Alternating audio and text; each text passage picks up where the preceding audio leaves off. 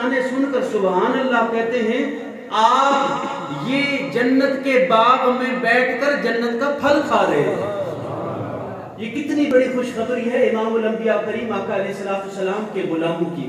اب یہاں پر ایک سوال میرا بھی ہے، وہ سوال یہ ہے، بلکہ یہ سوال آپ کے دل کا ہو سکتا ہے۔ آپ کہیں کہ ہم حضور کی محفل میں آتے ہیں، ابھی پتہ چلا کہ جہاں حضور کے ذکر کی محفل سجی ہو وہ عام جگہ نہیں رہتی، وہ جنت کا باغ بن جاتی ہے۔ جنت وہ مقام ہے، جنت سے مراد کیا ہے؟ جہاں پر اللہ میزبان ہو اور بندہ مہمان ہے۔ اندازہ لگائے نا، آپ کے کسی اونچے میزبان کے پاس جائیں، کوئی بڑی ہستی آپ کی میزبانی کرے تو بندے کو توقع ہوتی ہے کہ میں کسی عام کے پاس نہیں جا رہا، بڑے اونچے بندے کے پاس جا رہا ہوں، مہمان کسی عام کا نہیں۔ لیکن قربان جاؤں اس مومن کی شان کو دیکھے کہ مومن کو رب نے یہ شان عطا فرمائی کہ میرے بندے تو ایمان کے کمال کو پہنچ کر، عروج کو پہنچ کر میری جنت کو حاصل کر۔ جب تو میری جنت میں آئے گا میں رب خود تیرا میزبان بن جاؤں گا۔ نعرہ تکبیر، نعرہ رسالت، نعرہ خلافت، تاجدار ختم نبوت، نعرہ حیدری، آستان عالیہ مہرہ شریف، نعرہ غوثیہ۔ اب سوال کیا دل میں پیدا ہو سکتا ہے کہ میں بھی تو محفل میں گیا تھا، میں بھی مسجد میں گیا تھا، میری بھی تو ایک پریشانی تھی، ایک مشکل تھی، وہ تو حل نہیں ہوئی۔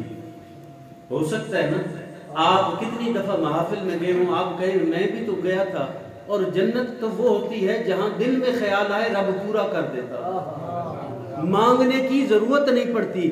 لیکن اگر واقعی یہ جنت کے باغ ہیں تو پھر میری طلب پوری کیوں نہیں ہو رہی؟ تو پھر مطلب کیا ہے؟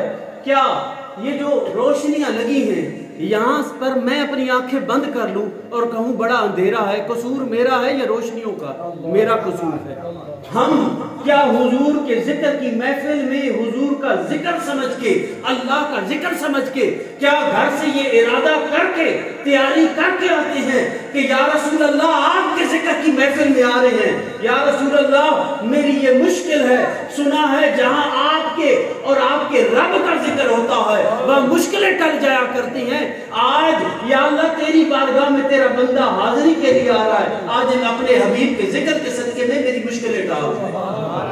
کبھی یہ ارادہ کر کے تو دیکھیں، پھر دیکھیں مشکلوں کو راہ نہیں ملتی ہے، پھر مشکلوں کو راہ نہیں ملتی کہ کدھر سے آپ سے دور جائیں۔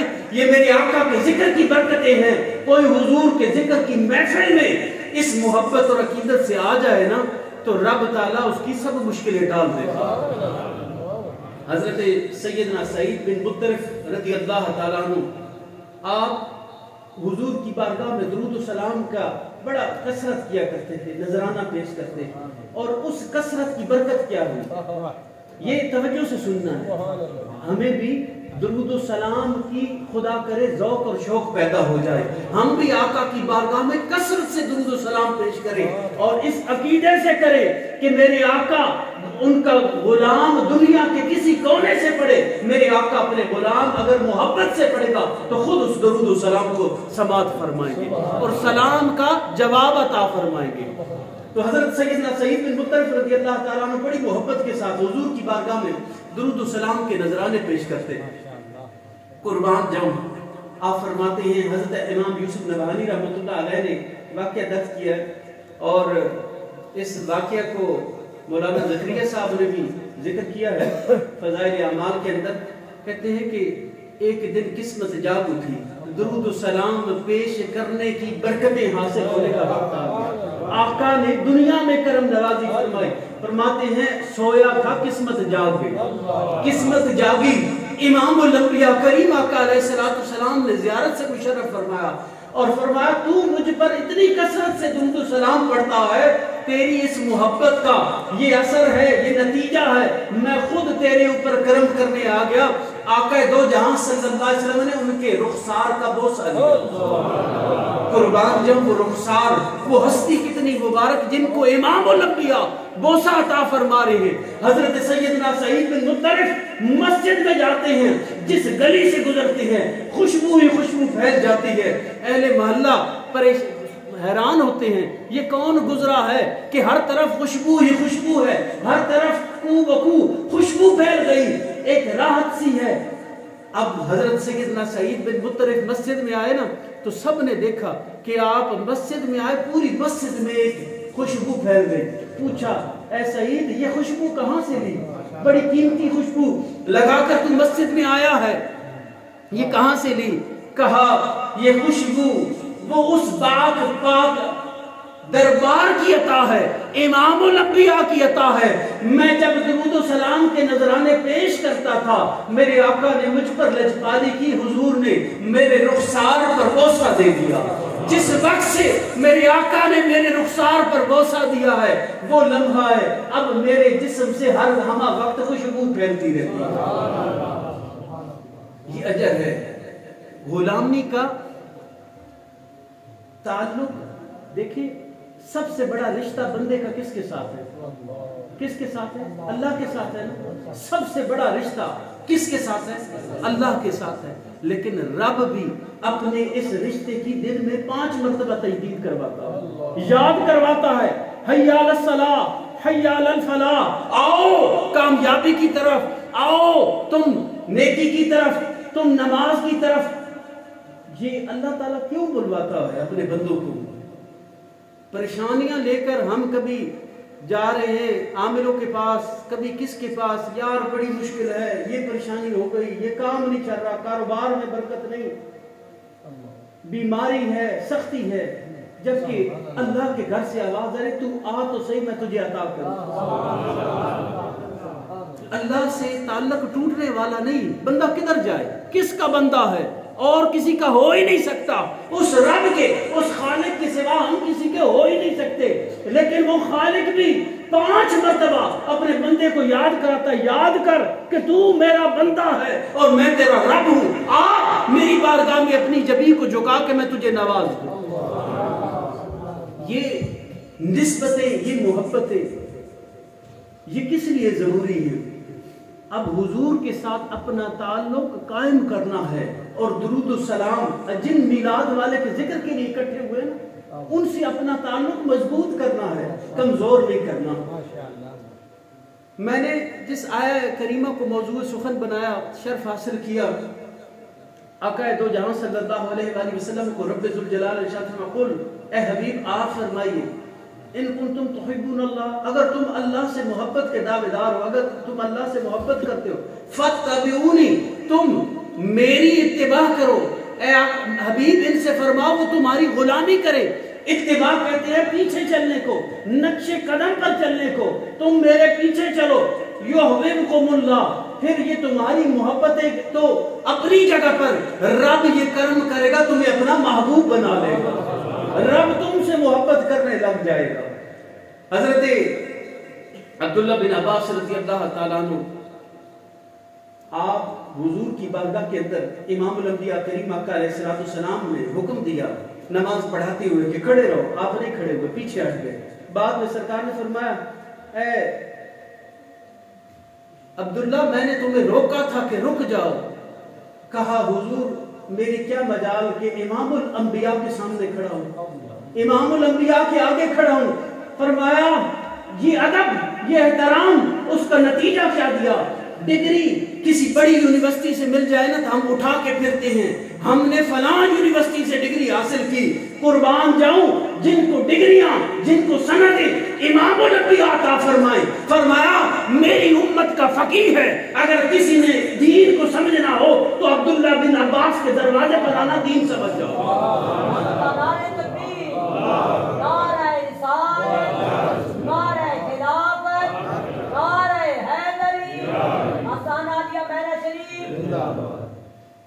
قرآن کو سیکھنا ہے تو عبداللہ بن عباس سے سیکھو، ان سے آ کر قرآن پاک کو سمجھو، وہ تمہیں قرآن کی تفسیر دیں گے۔ یہ کہاں سے ملی؟ یہ ڈگری امام الانبیاء نے عطا فرمائی۔ عطا کیوں کی؟ آپ کے ادب، محبت اور عشق کی وجہ سے۔ حضرت عبداللہ بن مسعود رضی اللہ تعالیٰ عنہ، آپ کا کیا معمول تھا؟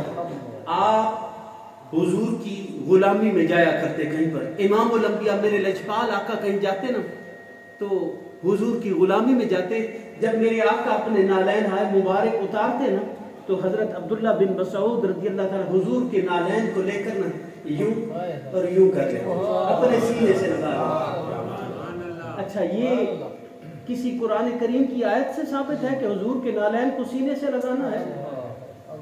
یا حضور نے خود حکم فرمایا کہ اے عبداللہ بن مسعود جب میں اپنے نالین اتاروں ان کو اٹھا کر سینے سے لگانا؟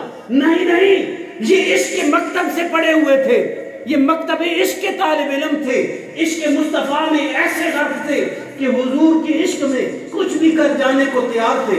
حضور کے نالین کو سینے سے لگاتے تھے.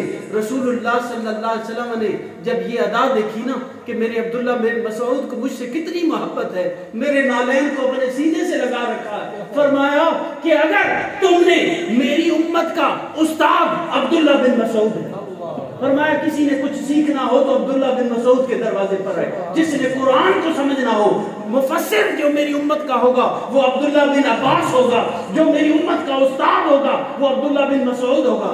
حضرت عبداللہ بن مسعود رضی اللہ تعالیٰ کی پنڈلیاں، یہ پنڈلیاں جو گھٹنوں سے نیچے جگہ ہوتی ہیں نا یہ بڑی کمزور تھی، تو نرم و نازک اور جیسے عموماً سڈول ہوتی ہیں، گول ہوتی ہیں، بڑی ہوتی ہیں، لیکن آپ کی معمول سے ہٹ کر تھی. کسی صحابی نے حضرت عبداللہ بن مسعود رضی اللہ تعالیٰ عنہ کی پنڈلی کو دیکھ لیا تو مذاق اڑا دیا کہ دیکھو تو صحیح عبداللہ بن مسعود کی پنڈلیاں تو دیکھو. پنجابی میں آپ سے سرائکی میں پنی کہتے ہیں، ہاں پنی، جو پنی تھی نا وہ بہت چھوٹی تھی تو مذاق اڑا دیا. تو امام الانبیاء کریم حق علیہ السلام کو اپنے غلام کا یہ مذاق اڑتا ہوا دیکھ کر آپ سے رہا نہ گیا. فرمایا تم میرے عبداللہ بن مسعود کی پنڈلی کا مذاق اڑاتے ہو، احد پہاڑ کو ایک طرف رکھو، میرے عبداللہ بن مسعود کی ایک پنڈلی کو ایک طرف رکھو، پھر بھی میرے عبداللہ بن مسعود کی پنڈلی بھاری ہو. یہ عطا ہے، یہ در مصطفیٰ کی غلامی ہے، یہ احترام ہے، یہ محبت ہے. میرے آقا عطا فرماتے ہیں، رنگ دیتے ہیں. اب ایک گروہ پیدا ہو گیا تھا، انہوں نے کہا حضور نے، آج بھی کوئی کہتے ہیں وہ تو صرف پیغمبر تھے، پیغام لانے والے تھے، اللہ کا پیغام دیا، قرآن پہنچا دیا، اسلام کو پہنچا دیا، بس کام ختم، اب اللہ کے ساتھ اپنا تعلق قائم کرو، رسول کا کام پورا ہو گیا، اب کوئی ضرورت نہیں. یہ امام الانبیاء کے زمانے میں بھی ایک گروہ پیدا ہوا اور انہوں نے کہا کہ بیٹھ کے اب اللہ اللہ کرتے ہیں، اب ضرورت نہیں ہے حضور کی بارگاہ میں جانے کی.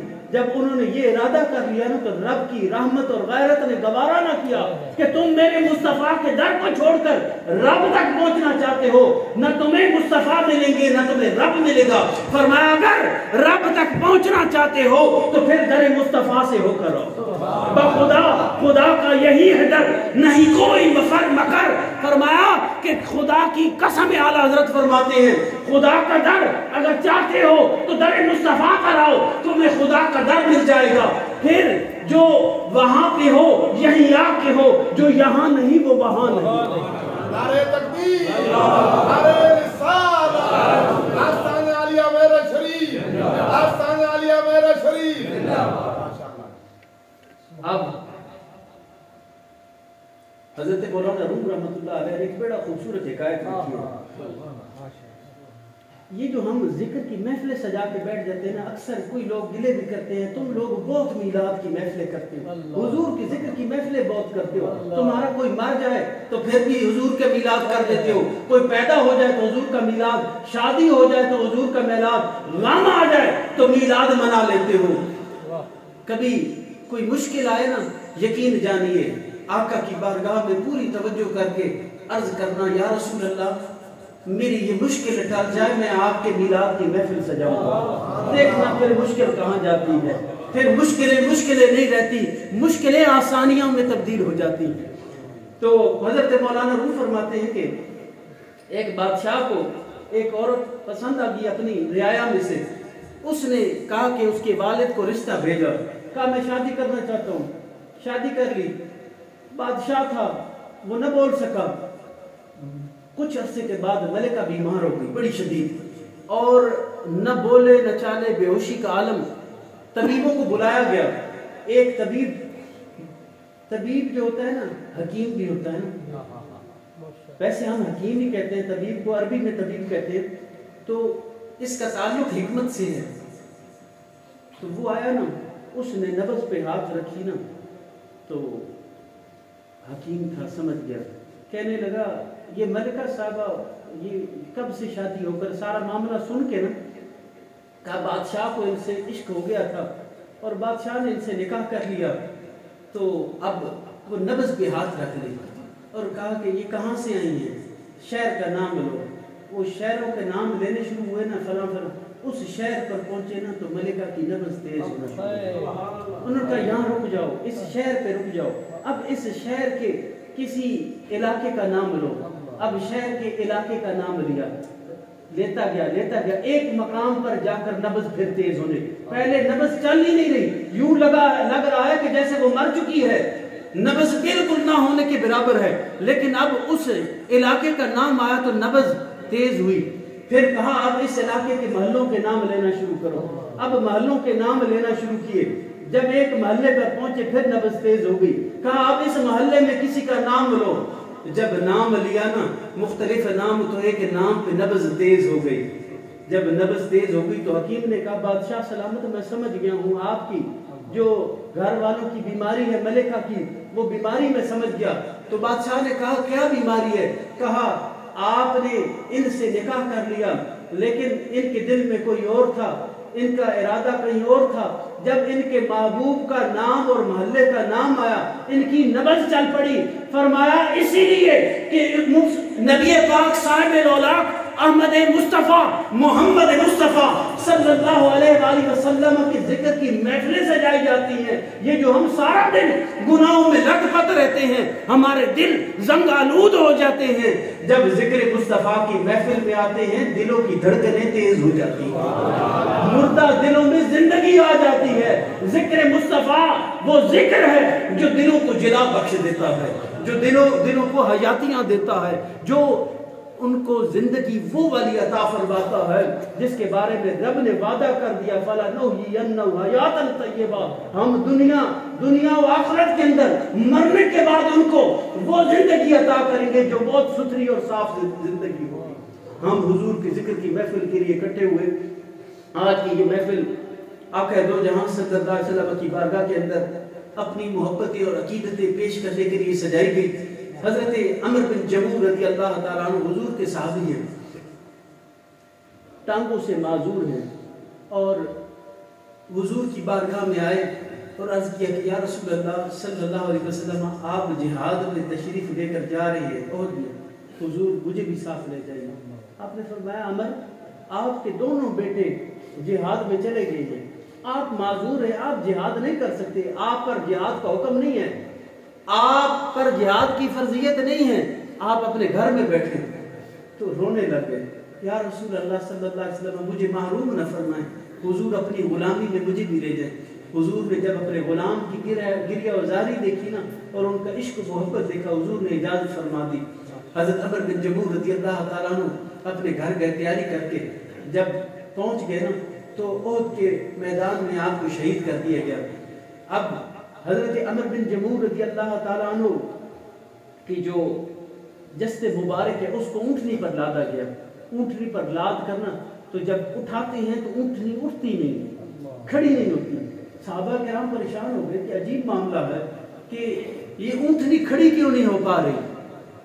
حضور کی بارگاہ میں عرض کی یا رسول اللہ صلی اللہ علیہ وسلم جب سے عمر بن جموح کو اس اونٹنی پر سوار کرایا ان کے جسد مبارک کو, اب اونٹنی کھڑی نہیں ہوتی ہے. حضور نے فرمایا کہ ان کے گھر والوں کو بلاؤ. جب آپ کے گھر والوں کو بلایا گیا نا تو پوچھا گیا کہ انہوں نے گھر سے چلتے ہوئے کیا دعا کی. امام الانبیاء نے فرمایا میرے عمر نے گھر سے چلتے ہوئے کیا دعا کی. عرض کی یا رسول اللہ, انہوں نے عرض کیا اللہ کی بارگاہ میں یا اللہ یہ تیرا بندہ یہ عمر بن جموح تیری بارگاہ میں جہاد میں جا رہا ہے, اب اس کو اپنے گھر میں واپس نہ لوٹانا, اس کو میدان جہاد بھی جگہ عطا فرمانا, مرتبہ شہادت سے سرفراز فرمانا. تو امام الانبیاء نے فرمایا کہ عمر بن جموح کی اونٹنی کو اٹھاؤ مت, ان کو یہاں مت لاؤ, اب ان کو احد کے اندر ہی دفن کر دو کیونکہ اب یہ ان کی دعا مقبولیت کے درجے کو پہنچ. یہ صحابہ کا عشق تھا, یہ وفا تھی اسلام کے ساتھ. یہ میں عرض کیوں کر رہا ہوں؟ کیونکہ میں نے پہلے بھی عرض کیا کہ آج ہم حضور کی میلاد والے جو لوگ ہیں، ہم لوگوں نے اپنے گھر کے دروازے اسلام کے لیے بند کر رکھے ہیں۔ ہمارے گھروں میں اسلام کی گنجائش نہیں۔ حضور کی دین جب میری مرضی ہے تو پھر اسلام پیچھے ہے، مرضی آگے ہے۔ نہیں، مومن وہ ہوتا ہے جہاں اسلام کا حکم آئے، میرے آقا کی شریعت کا حکم آ جائے، وہ اپنا سر تسلیم خم کر دے۔ اسلام ٹوٹل سبمیشن کا نام ہے، سرنڈر کرنے کا نام ہے۔ اسلام کے آگے اپنے سر کو تسلیم خم کر دو، جھکا دو۔ جو اسلام کا حکم ہے، میرے آقا کا حکم ہے، اللہ کا حکم ہے، اس کے سامنے پھر اس اپنی مرضی کو نہیں لانا، پھر اپنے آپ کو اس کے حوالے کر دینا ہے۔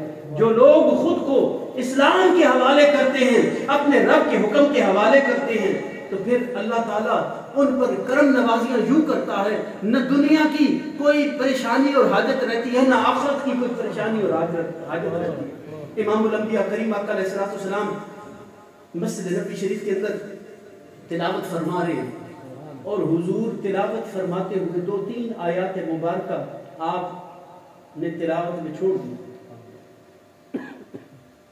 اب حضور جب نماز مکمل کر چکے تو آپ نے فرمایا ابی بن کعب کہاں ہیں؟ یا رسول اللہ حاضر ہیں۔ فرمایا ابی، آپ نے لقمہ نہیں دیا، قرآن کریم کی آیات میں نے چھوڑی، کیوں نے لقمہ دیا؟ عرض کیا یا رسول اللہ میں آپ کو مجبور نہیں، مختار سمجھتا ہوں۔ آپ کیونکہ رب نے یہ وعدہ کیا ہے کہ سنکریو کا فلا تنسا الا ما شاء اللہ، فرمایا کہ اے حبیب ہم آپ کو پڑھائیں گے۔ رسول اللہ صلی اللہ علیہ وسلم پر وحی ہوتی نا تو حضور کوشش فرماتے، رب نے فرمایا اے حبیب کیوں اتنی کوشش کر رہے ہیں، سنکریو کا ہم آپ کو پڑھائیں گے۔ اب آپ بھولنے والے نہیں، فرمایا آپ بھولنے والے نہیں، لیکن جب رب نہ چاہے، جب تک رب نہ چاہے گا۔ تو یا رسول اللہ اگر آپ یہاں بھولے ہیں تو یقیناً رب نے چاہا تو آپ بھولے۔ اور دوسری بات یہ ہے میرے آقا، آپ کو رب نے مختار بنا کر بھیجا۔ میں نے یہ دل میں خیال کیا کہ شاید ان آیات کا حکم منسوخ فرما دیا گیا ہو، یا ان آیات کو منسوخ فرما دیا گیا ہو، تو میں اس لیے لقمہ نہ دیا۔ حضور کی اس غلامی کا اثر یہ ہوا، ادب کا اثر یہ ہوا۔ اگر کوئی اور ہوتا، آج ہم اپنے بزرگوں کا ادب نہیں کرتے، اپنے والدین کوئی بات کر رہے ہو تو ذرا سی غلطی ہو جائے تو فوراً ٹوکتے ہیں، یہ بے ادبی ہے۔ نوجوانوں یہ بے ادبی ہے، اپنے والدین کو ٹوکو نہیں۔ اپنی والدہ، وہ جو بوڑھے ہو چکے ہیں نا، وہ اگر کوئی بات ایسی ویسی کر جائیں تو ان کو جھڑکو مت، ان کے ساتھ وَبِالْوَالِدَيْنِ احسانا، احسان کا حکم ہے، نرمی کا حکم ہے۔ اگر وہ غلطی کر بیٹھے تو ان کو ٹوکنا نہیں ہے، ایک دم سے یوں نہیں کہنا غلط کہہ رہے ہو، بلکہ اگر کہنا بھی ہے تو کسی خوبصورت انداز میں عرض کرنا ہے اپنے والدین کی خدمت میں، اپنے بزرگوں کی خطائے بزرگہ گرفتن خطاس، اپنے سے بڑوں کی غلطی کو پکڑنا خود بذات خود ایک خطا ہے۔ آج لوگ اپنے امام صاحب کی غلطیاں پکڑ رہے ہوتے ہیں، آج لوگ اپنے علماء کی غلطیاں پکڑ، خود علم نہیں ہوتا لیکن علماء کی غلطیاں پکڑ رہے ہوتے ہیں، یہ بے ادبی ہے۔ اب یہ کہاں سے ملا سبق؟ یہ حضور کی بارگاہ سے ملا۔ اور جو ادب کرے پھر امام الانبیاء ان کو عطا کیا فرماتے ہیں، رب کی رحمت نے یہ اپنے حبیب کی غلامی اور محبت اور ادب کو دیکھتے ہوئے حکم فرمایا حبیب ابی بن کعب سے فرمائے کہ وہ یہاں پر قرآن کریم کی تلاوت پڑھے، سورہ بینہ کی تلاوت کرے۔ میں رب حضرت ابی بن کعب کی آواز میں سورہ بینہ سننا چاہتا ہوں۔ حضرت ابی بن کعب کی چیخیں نکل گئی کہ یا رسول اللہ صلی اللہ علیہ وسلم، رب تعالیٰ نے کیا میرا نام لے کر کہا ہے؟ اللہ نے یہ فرمایا ہے کہ ابی بن کعب تو تلاوت کر، تیرا رب اس کو سماعت فرمائے گا اپنی شانوں کے مطابق۔ آقا نے فرمایا ہاں ابی بن کعب، اللہ نے یہ فرمایا ہے تیرا نام لے کر کہ ابی بن کعب تو تلاوت کر، تیرا رب سماعت فرمانا چاہتا۔ یہ کیا تھا؟ یہ حضور کا ادب تھا۔ چاہتے تو حضور کو لقمہ دیتے کہ یہ تو اللہ کا کلام ہے، کلام مجید ہے، اس کے اندر حضور کو اگر یہاں پر حضور نے کچھ آیات چھوڑی ہے تو میں بتا دوں، یہاں پر حکمتیں کیا ہیں؟ مفسرین فرماتے ہیں اگر امام الانبیاء کریم آقا علیہ السلام یا نہ بولتے الا ماشاءاللہ فرما کر رب نے خود بلایا کہ قیامت تک میرے حبیب کی امتی اگر بھول جائیں گے، ان سے غلطی ہوگی تو پھر انہیں سزا نہیں ہوگی، کیونکہ میرے حبیب ایک دفعہ بھولے۔ رب نے خود بلایا، کیوں؟ یہ نسیان، فرمایا انسان جو ہے یہ نسیان سے بھی ہے، اور نسیان عیب کو کہتے ہیں۔ میرے کریم کے اندر رب نے عیب نہیں فرمایا، عیب نہیں رکھا، عیب سے پاک رکھا ہے۔ وہ فرمایا تھا نا قد خلقتا مبرم من کل عیب کانک کما تشاء، فرمایا ایسے محسوس ہوتا ہے حضور آپ کو رب نے ایسا پیدا فرمایا جیسے آپ خود چاہتے ہیں، جیسے آپ خود چاہتے تھے۔ تو یہ فرمایا اس لیے بھلا دیا گیا کہ اگر آقا دو جہاں صلی اللہ علیہ وسلم نے یہ مہربانی کر دی تاکہ قیامت تک میرے غلام بھولے تو رب تعالیٰ ان کی پکڑ نہ فرمائے، ان کو معافیاں عطا فرما دے۔ اسی لیے فرمایا یہ قضا ہوئی نماز، یہ کیوں ہوئی؟ ایک تو پتہ چل جائے کہ قضا ہو جائے تو پھر قضا کیسے پڑھنی ہے، دوسرا قیامت تک اگر میرے امتیوں کی قضا ہو گئی تو رب تعالیٰ اس پر پکڑ نہ فرمائے۔ حضور کو اپنے غلاموں کا اتنا خیال ہے۔ نبی پاک صاحب الاوراق صلی اللہ علیہ وآلہ وسلم کی بارگاہ کے اندر یہ عرضی پیش کی کہ حضور مسجد قباء کے جو امام ہیں وہ ہر رکعت میں سورہ اخلاص کو شامل کرتے ہیں۔ حضور نے طلب فرمایا اور فرمایا کہ اے مسجد کے جو امام تھے قباء مسجد کے، ان کو فرمایا آپ سورہ اخلاص پڑھتے ہیں ہر رکعت؟ جی حضور پڑھتا۔ فرمایا کیوں؟ کہا حضور مجھے یہ سورت بڑی پیاری ہے۔ فرمایا عرض کیا حضور مجھے یہ سورت بڑی پیاری ہے، مجھے بڑی پیاری لگتی ہے۔ تو فرمایا جبریل امین حاضر ہو گئے کہ رب فرماتا ہے اے میرے حبیب اس کو فرمائے کہ تو میری اس سورت سے پیار کرتا ہے، رب تیری سورت سے پیار کرتا ہے۔ رب کو تیری سورت سے محبت ہو گئی ہے، پیار ہو گیا، کیونکہ تجھے سورہ اخلاص سے پیار ہو گیا۔ حضرت ابو ذر غفاری رضی اللہ تعالی حضور کی بارگاہ میں حاضر ہوئے نا، تو جبریل امین حاضر تھے۔ عرض کی یا رسول اللہ صلی اللہ علیہ وسلم یہ ابو ذر ہیں؟ حضور نے فرمایا ہے جبریل جانتے ہو میرے غلام ابو ذر کو؟ آقا نہ صرف جانتے ہیں بلکہ اچھی طرح پہچانتے ہیں۔ آقا نے فرمایا کیوں؟ عرض کیا حضور جتنے فرش والے جانتے ہیں اس سے کئی گنا زیادہ عرش والے ان کے نعرے تکبیر، نعرے رسالت، خدمت مصطفیٰ، آستانہ عالیہ میرا شریف۔ اب یہاں پر ایک سبق ہے کہ کوئی پھرے تو فرشوں پر اس کے چرچے عرشوں پر ہو جائے۔ میرے لجپال نے یہ پیغام دیا ہے، میرے آقا جن کے میلاد کے ذکر کی محفل میں آئے بیٹھے ہو، یہ ذکر سن کر جاؤ اور یہ اپنے ساتھ لے کر جاؤ کہ چاہو تم پھرو یہاں پر فرشوں پر، ہم جیسے ہو، ایک جیسے ہوں، سب نمازیں بھی پڑھیں، ہم اسی طرح اللہ کے ذکر کی محفلوں میں بھی حاضر ہوں، پھرے فرشوں پر، چرچے عرشوں پر ہونے لگ جائیں۔ آقا نے فرمایا سرکار تو جانتے تھے نا لیکن غلاموں پر کرم ہونا تھا۔ آقا نے فرمایا جبریل وجہ کیا ہے؟ میرے ابو ذر کے چرچے آسمانوں پر کیوں؟ یہ پھرتا تو فرشوں پر ہے، تذکرے عرشوں پر ہو رہے ہیں۔ عرض کی آقا دو ان کی خاصیتیں ہیں، دو خاصیتیں ہیں، یاد رکھیے گا۔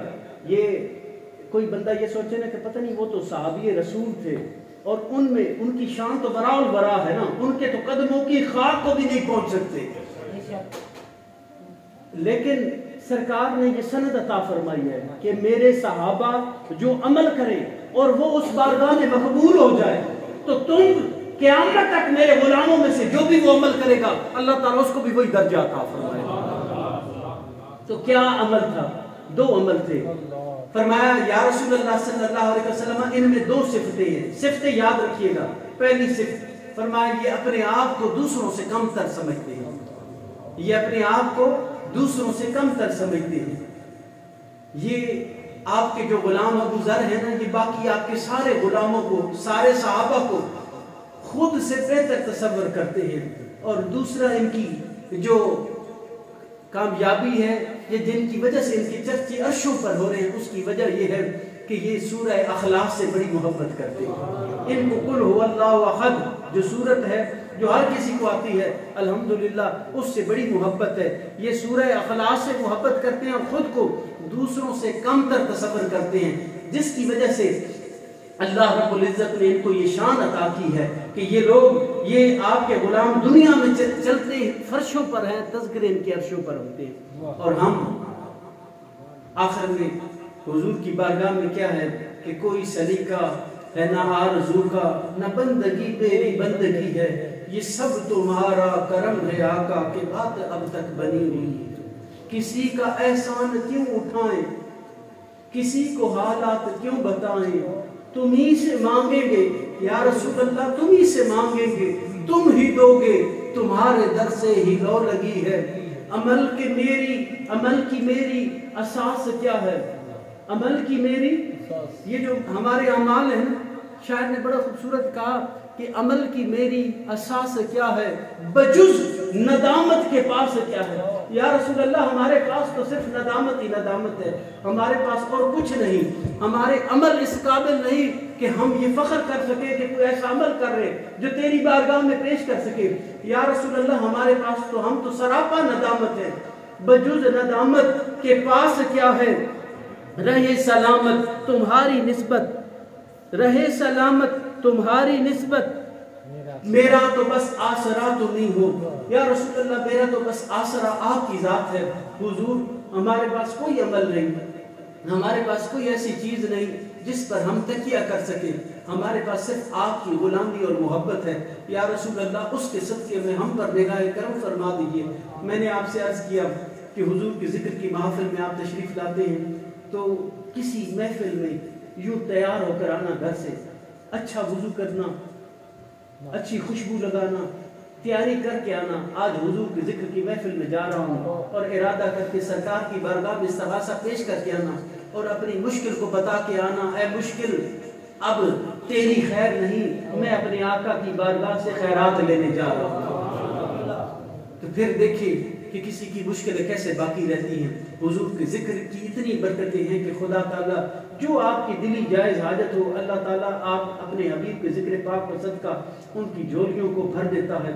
ایک حاجی، ایک شخص جو جہاز پر سوار ہوا نا، تو عملے نے دیکھا نا اس شخص کو تو کہا کہ یہ تیرے پاس کوئی کرایہ شرایہ، تو کپڑے پھٹے ہوئے، پاس کچھ بھی نہ تھا، تو کہا کہ کرایہ ہے تجھے حج پر جانے کا؟ کہنے لگا نہیں کرایہ نہیں ہے، پر مجھے شوق بڑا ہے کہ میں اپنے آقا کے اس مدینہ پاک کو دیکھوں۔ اس نے کہا یہاں شوق سے کام نہیں چلتا، یہاں پر کام چلتا ہے، تو پھر اگر تو چاہتا ہے وہاں جانا تو پھر پیسے لا۔ کہنے لگا وہ میرے پاس نہیں ہے، بس صرف ایک چیز ہے، حضور کی محبت ہے۔ کہا محبت سے نہیں جا سکتے۔ انہوں نے اس کو اتار دیا، نیچے اتارا نا تو وہ جہاز کو چلا دیا۔ اب وہ دیکھ رہا ہے اس جہاز کو جاتے ہوئے، اور جب جہاز تھوڑا سا دور ہو گیا نا، اس کی امید کی کرن باقی نہ رہی نا کہ اب تو جہاز جا رہا ہے، رکنے والا نہیں۔ اس نے کہا کہ کیوں نہ جن کے پاس جانے کا شوق ہے انہیں عرض کر دوں۔